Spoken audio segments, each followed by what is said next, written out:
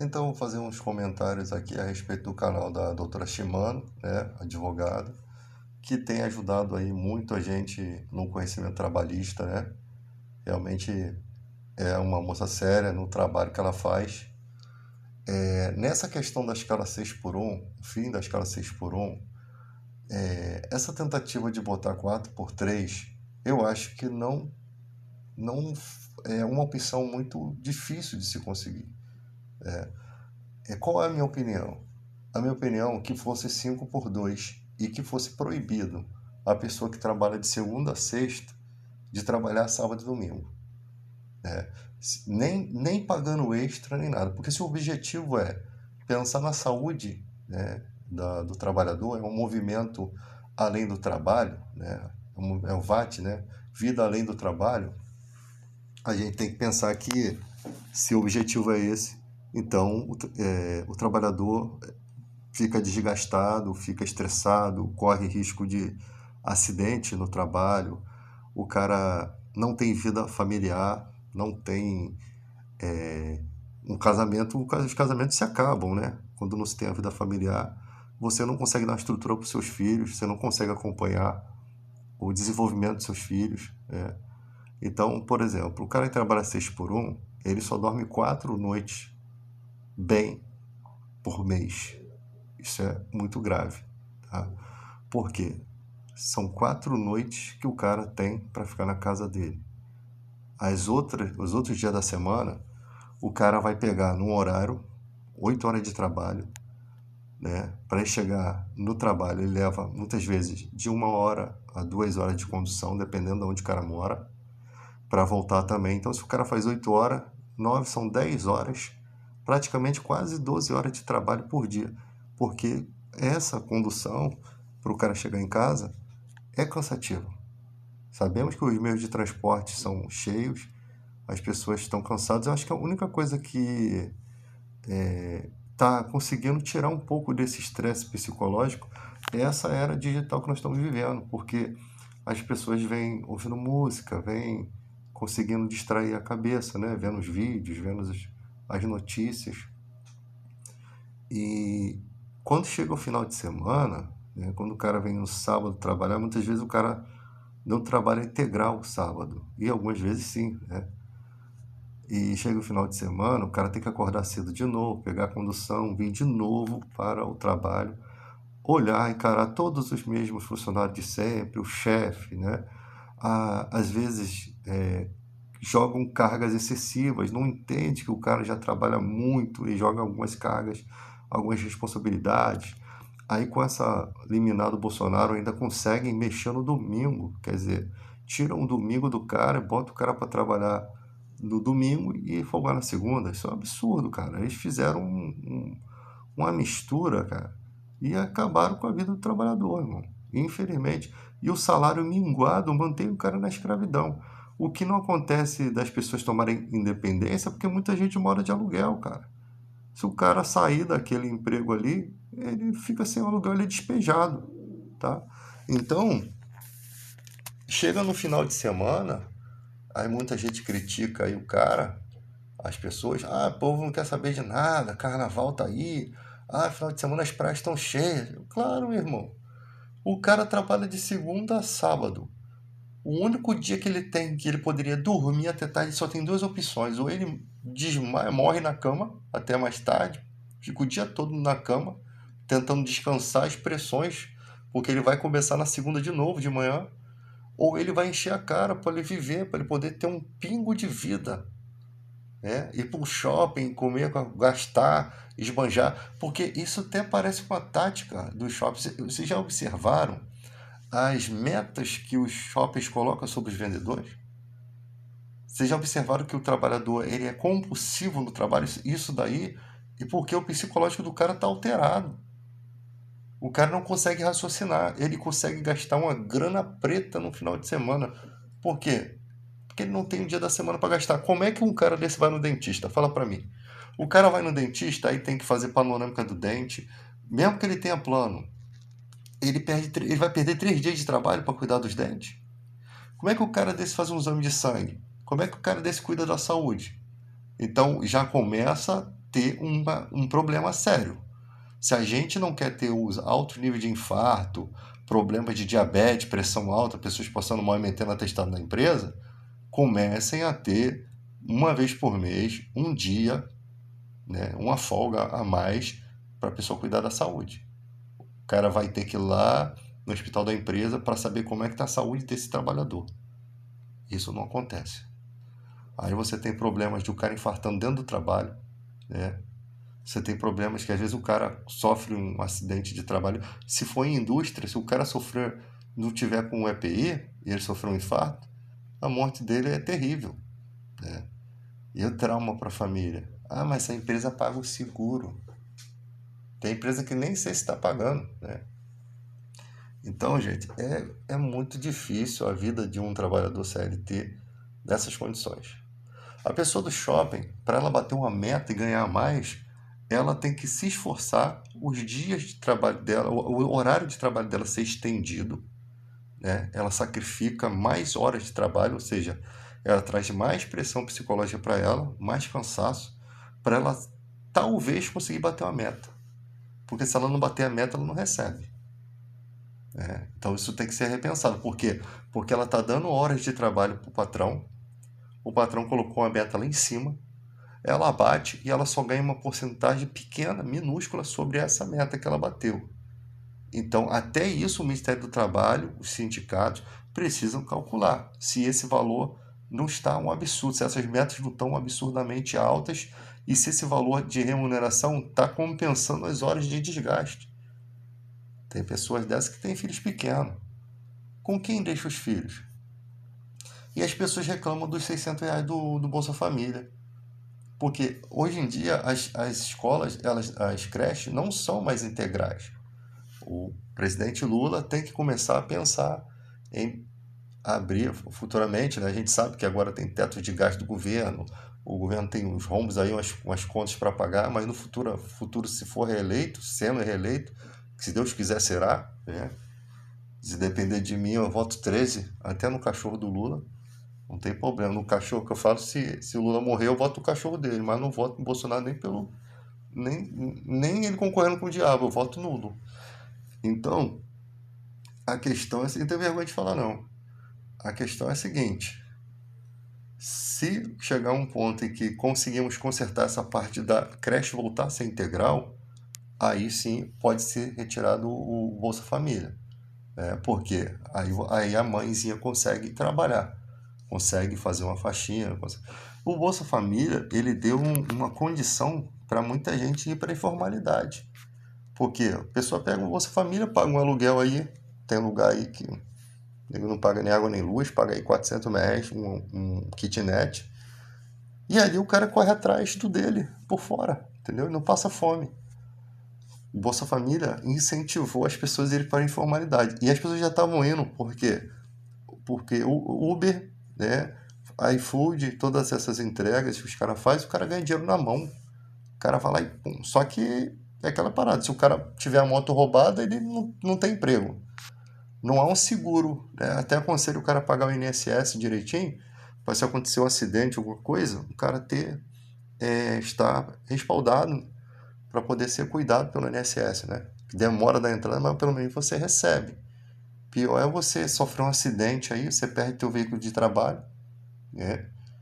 E você está acidentado, como é que você vai sustentar a sua família? Mas se você pagar o INSS direitinho, você consegue receber do INSS, tá? E você consegue estar seguro, pelo menos. Tá? Então, é um novo tipo de mercado de trabalho que precisa ser repensado em questões sindicais. O Ministério do Trabalho precisa criar leis a respeito disso, né? Porque é um número de motos enorme que está pelas ruas. Os caras, é uma correria danada, acidentes toda hora, né? Isso precisa ser repensado, né? A segurança, o trabalhador precisa trabalhar, às vezes ele não vai ter a moto certinha ali, mas tem que ter. O país tem que dar condições daquela pessoa acertar suas documentações, parcelar, o Detran tem que ajudar esses trabalhadores. Tem que haver um tipo de ação diferenciado, Cara, o cara vai fazer uma entrega do iFood, o cara não tem onde estacionar, irmão. Aí se o cara para um minutinho na rua é multado. Quer dizer, o cara vai fazer uma entrega de R$ 10 e recebe uma multa de 150. Ou não sei quanto é que é a multa, né? Mas é nesse valor mais ou menos aí. O cara estaciona um minutinho e a moto dele é roubada. E tem gente que quer bater no cara porque o cara não vai lá em cima entregar a comida dele.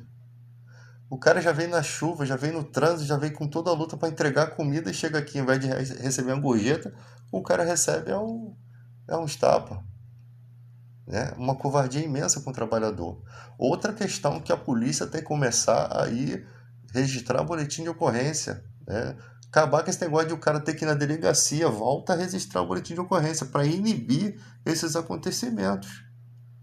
Agora não, para fazer o boletim de ocorrência, o cara tem que perder o dia todo para ir na delegacia. Chegar na delegacia, às vezes fazem pouco caso com você. Não querem registrar a ocorrência. Você sabia que uma pessoa, um homem, ser agredido pela mulher, ele tem a dificuldade de fazer uma ocorrência? Mas quando é a mulher, rapidinho, delegacia da mulher, rebenta o cara. Às vezes o cara nem tem culpa de nada. A mulher chega toda marcada, já bota uma medida cautelar e o cara já fica afastado, perde até a casa. Depois a mulher bota tudo dentro do caminhão e mete o pé.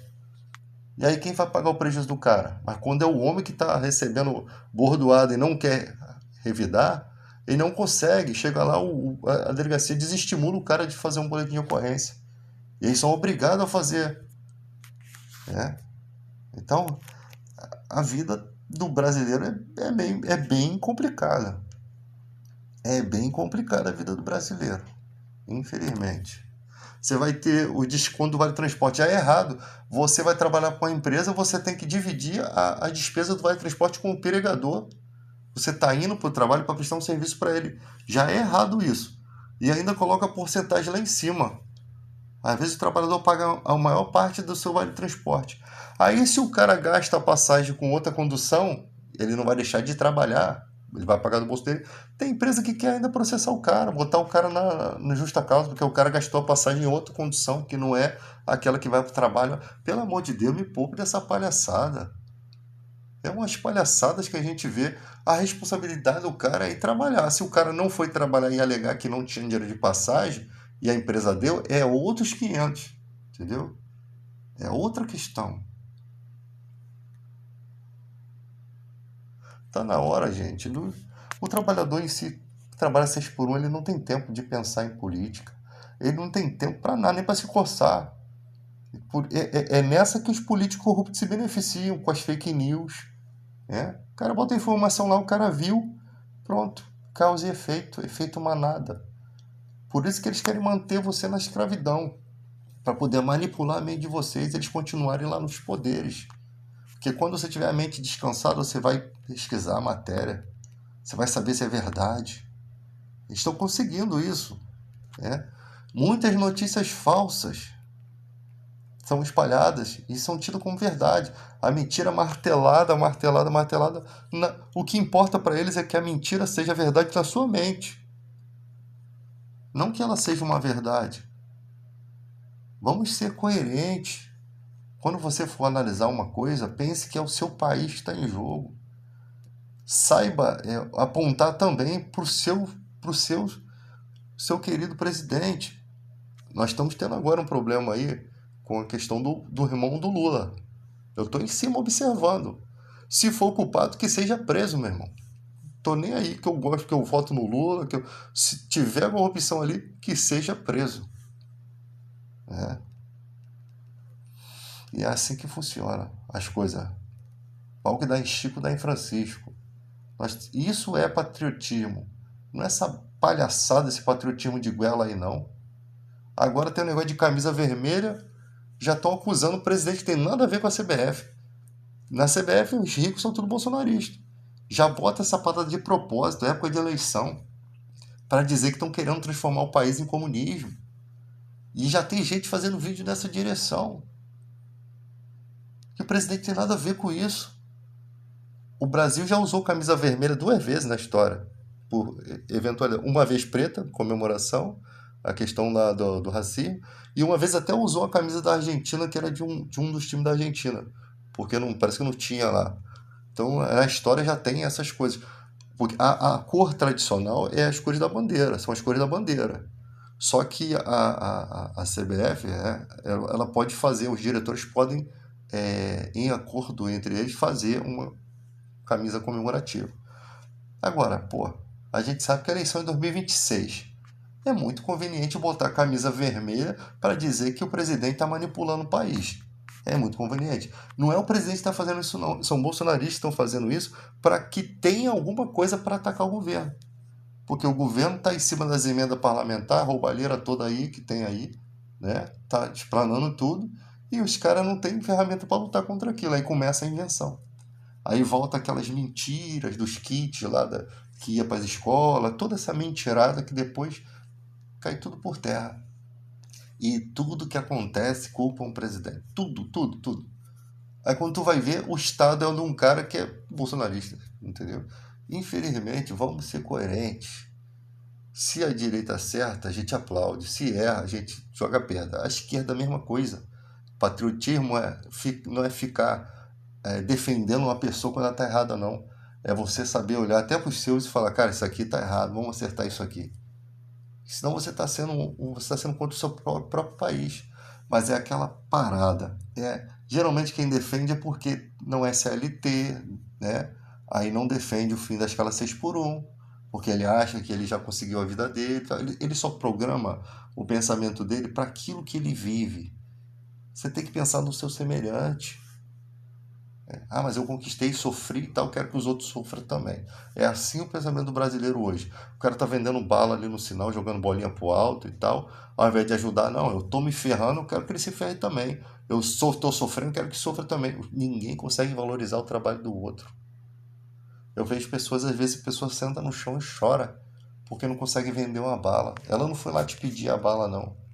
Ela não é aquela pessoa que pega 2 latas de leite no mercado e fala assim, você pode comprar para mim? 2 latas de leite ninho, nem minha mãe comprava para mim isso aí, nem eu consigo comprar. A pessoa vê que 2 latas de leite ninho, não é aquela porcaria de mistura não, ele quer o melhor. Sacão de arroz de 5 quilos, 2 sacões de arroz, você poderia comprar para mim, pelo amor de Deus. É porque tem gente que compra. Seja humilde, pede um saco de arroz, um saco de feijão. Você quer comprar, você quer que eu compre para você logo a coisa mais cara, para depois você vender lá por R$ 10 para usar de droga? É. Então, é complicado, mano. É complicado. A vida do brasileiro é complicado. Então, o cara que tá vendendo bala ali não pediu nada para ninguém. Ele comprou a balinha, foi vender, às vezes o cara não consegue vender uma. Ajude. Ajude o seu próximo que Deus está vendo.